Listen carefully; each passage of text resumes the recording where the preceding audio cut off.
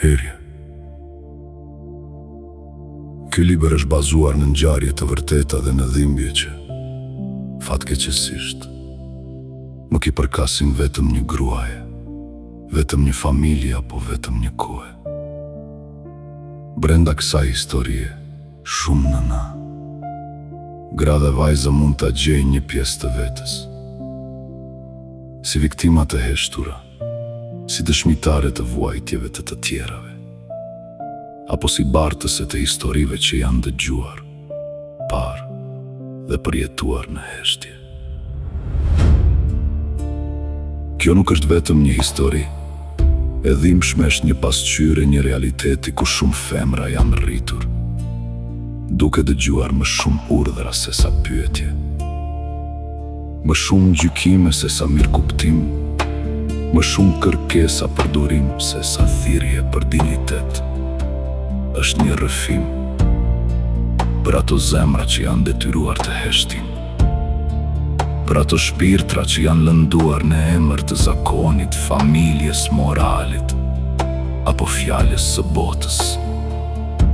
Ky libër nuk është shkruar për nënshtrim, por për vetëdijësim. Nuk është shkruar për ta mbyllur femrën brenda dhimbjes, por për t'i kujtuar asaj se ka të drejtë të jetë vetvetja. Ka të drejtë të mendoj, të zgjedh, të flas, të kundërshtoj, të largohet nga ajo që thyn dhe të ndërtoj. Një jetë ku shpirti i saj merr frym lirshëm.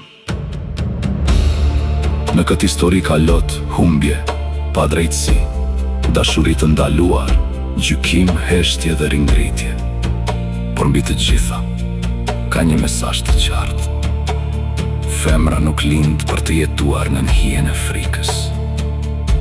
Ajo lind për të qenë njeri me dinjitet, me zë, me ndjenja dhe me të drejtë për lumturi.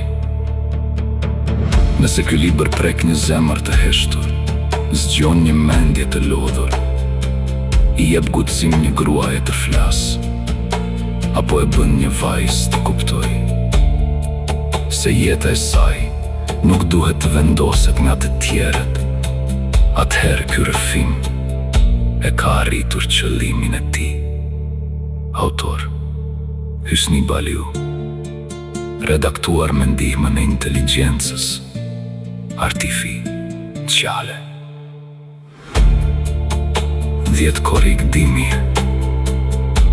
e 26